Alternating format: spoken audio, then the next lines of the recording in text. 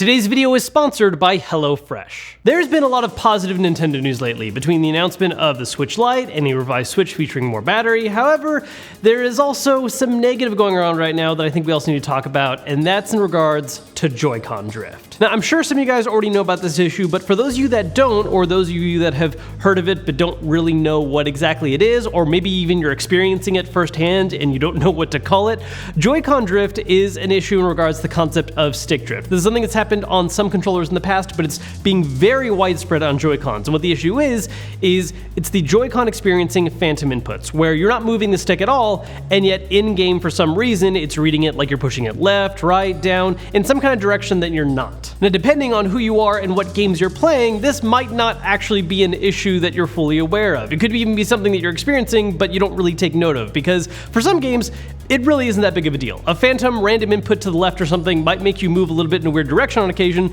but usually dismiss it and think nothing more of it. But if you're playing stuff like competitive online shooters or anything that's even just competitive in general, there's a lot of times where the wrong input at the wrong moment equals you're dead. And that's something that is very, very annoying and basically ruins the entire experience of using a game system. Now, as for what exactly this flaw or defect is, there's a little bit more debate and we just don't really know for sure. Two of the most common theories involve the idea that it's not properly insulated on the inside of the stick, so dust and dirt get in there over time and that causes it to have misreads.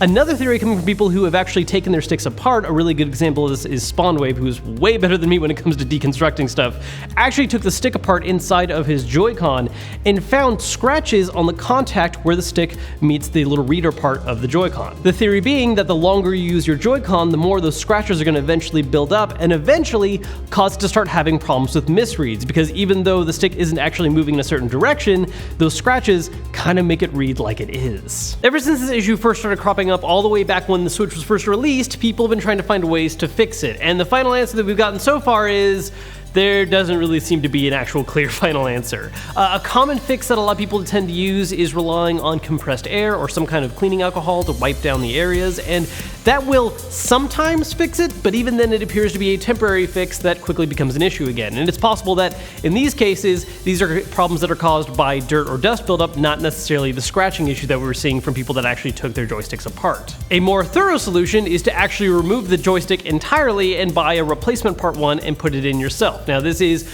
a little bit of a problem because one, it requires you to actually take apart a Joy-Con. If you haven't done that before, well, if you want to replace the stick, you have to go through everything else first, which can be a slightly dicey situation to put yourself in. If you're not experienced with that kind of stuff, it's pretty easy to brick a Joy-Con in accident. Before moving on, I want to take a second to thank HelloFresh for sponsoring today's video. Making YouTube videos is a lot of fun, but it's a really unpredictable schedule, so it makes eating right really difficult, which HelloFresh helps to make a lot easier. With HelloFresh, you get easy to prepare meals that only take about 30 minutes to make, and they've got a great menu of different things to choose from, along with special meal plans to fit your needs, like low calorie or vegetarian. Also, it's super flexible, so if you want to change a delivery date or even skip a week, super easy to do. For me, this is a huge help because I like to cook at home, but I don't always have time to run to the store, and I don't have to worry about any kind of situation where I get halfway through the recipe and realize I don't have any eggs. Best of all, HelloFresh is now from $6.99 per serving, and to top that off, you can get 8 free meals. That's $80 off your first month by going to HelloFresh.com and entering the promo code KevinKenson80. The other problem with this is that, again, it's just a temporary solution, one that's going to last a lot longer than just trying to clean or fix the joystick that was already broken. But again, if the problem itself lies in the joystick part, getting a new one just means you're starting at the same first step, basically like buying a new Joy-Con, but with a lot more effort involved. Now, of course, what should be the easy solution to this is the warranty. Nintendo should be able to take care of people who are having this Joy-Con stick issue, and that's kind of also a problem, and why there is now a class action lawsuit being filed against Nintendo. See, their warranty does cover it, but the problem is that first off, if you buy Joy-Cons on their own, you only have a 90-day, 3-month warranty. So if it's past that time, you're not covered anymore. Now, if it's the Joy-Cons that came with your system, that is technically included in the overall system warranty of 1 year, which is a lot longer, but still doesn't take care of you if that issue is cropped up over a year later, which, depending on how much you play your Switch, is totally possible. If the issue is in fact being caused by scratching happening on the inside of the joystick, depending on how often you're using your Joy-Con will impact how soon that issue happens. And so if you're not playing tons all the time, it's very possible and likely that you're not actually going to see this issue crop up until over a year after you've gotten your original Switch. Not to mention the fact that you might not be using it as often because you're relying on Pro controllers when you're docked mode, or maybe you bought additional Joy-Cons and you're constantly switching between them. So, turns out Nintendo isn't quite as neutral as I was originally saying. Yes, they still just have that one kind of blanket statement about wanting to take care of people, but an actual action they're taking towards that is that if you are suffering from JoyCon Drift and your system or Joy-Cons are past their warranty, they're still going to honor repairing them free of charge because it is such a widespread issue. And in fact, they're even apparently offering refunds to people who got repairs for that reason and paid for them before.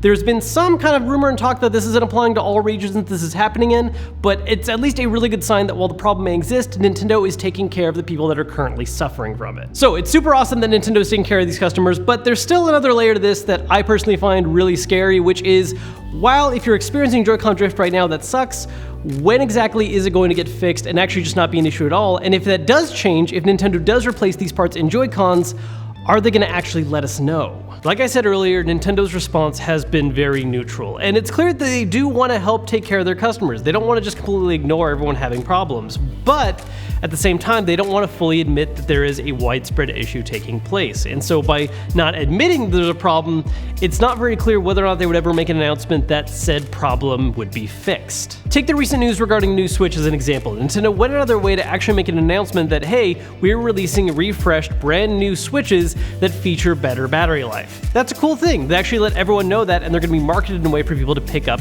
that better model. But that's admitting that the previous original version of the Switch did have problems with having a shorter battery life. So if they were to fix new Joy-Cons, where hey, if you buy these new Joy-Cons, they're not going to have the stick drift problem, it's not something you necessarily want to heavily advertise that, hey, these are the new and improved, not going to break Joy-Cons. Really, the only reliable way to test is to figure out when your particular batch of Joy-Cons were made, and if down the line we discover, hey, every Joy-Con made after 2019 happens to not get stick drift.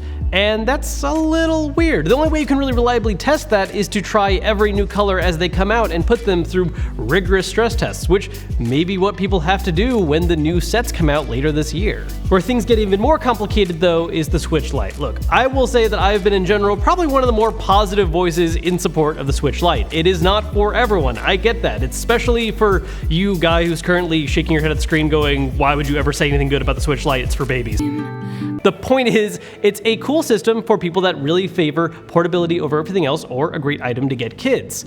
However, it's a little freaky when you think about the fact that stick drift occurs inside of regular Joy-Cons, and in the case of the Switch Lite, there's not separate Joy-Cons, it's a part of the system itself. So if they're using those same parts and there's that same flaw that could potentially show up, having a Switch Lite is a much more complicated process to try and fix because it's no longer an accessory, it's the system itself. And this is where Nintendo's history of how they handle warranties gets a little scary again, because for people that don't have Nintendo Switch Online and have had their Switches break in some way and send them to get fixed, oftentimes they get them back with all their save data gone, and if you didn't have Switch Online to back it up, well, it's gone forever. So there's totally a case where someone could have a Switch Lite, problems start occurring, they don't know about the limitations on saves, send it in, and then, well, more problems happen and get worse. Now this is all worst case scenario kind of stuff. Hopefully Nintendo is actually working on this problem behind the scenes and is correcting it in all future upcoming models, because if that is something that occurs across the entire Switch Lite line, that is a big problem, not only for users, but for Nintendo as well. And in fact, even the thought of this being a potential problem has already impacted a lot of people's opinions about the Switch Lite. If you ever see any kind of major negative talks about the Switch Lite's release, one of the big fears a lot of people bring up again and again is whether or not JoyCon Drift is going to occur. So without the Switch Lite even being out yet, and us knowing whether or not this issue has been fixed, it's already negatively impacting those immediate sales. Hopefully this is a lot of worrying over nothing. People's warranties are going to be enough to cover all the repairs they need, and in the future, new systems like the Switch Lite and even redone Joy-Cons coming out later this year are not going to have that problem, but we just won't know until they finally come out.